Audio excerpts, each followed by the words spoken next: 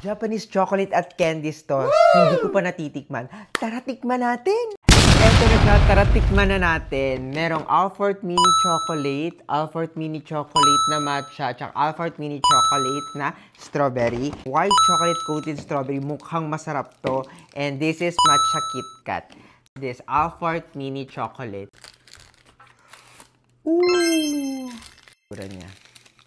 Ooh! Wow! Ayan.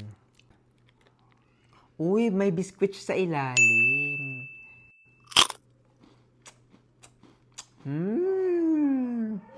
Ang sarap. Ang sarap. Hindi super tamis. Tama lang siya. Bagay for dessert. Perfect! Alfort Mini Chocolate Matcha. Uy, ang bango. Kahit marami nagsasabi na mukhang damo ang matcha. No, I love matcha. Matcha lover talaga ako. So, ito ang itsura. Woo! Cheers to all matcha lovers. Let's go.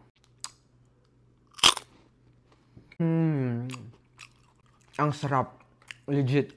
Kung hindi ka mahilig sa matamis, tapos may konting pait, na super matcha, this one. Mas gusto ko to kasi sa chocolate. Kasi hindi ako mahilig sa sobrang tamis. Next natin is a mini chocolate strawberry flavor. Ooh. The pink one. Lasang-lasang mo yung strawberry. Kung mahilig ka sa strawberry, this one is for you. Sa tatlo, ang pinakamasarap talaga for me is the matcha. Kasi hindi ako masyado mahilig sa matamis.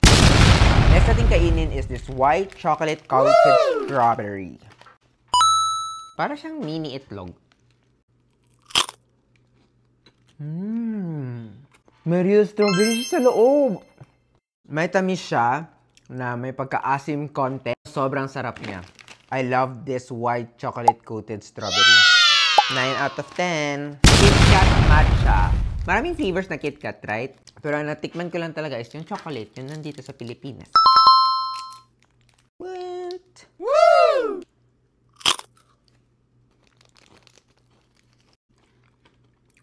Lasang-lasa mo yung matcha kasi wala talaga siyang tamis. Matcha talaga. Hala, ang sarap. Masarap to. Mas masarap to kasi sa ibang KitKat for me.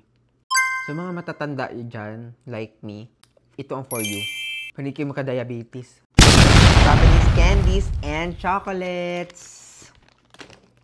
Yun lang. Thank you so much. Bye!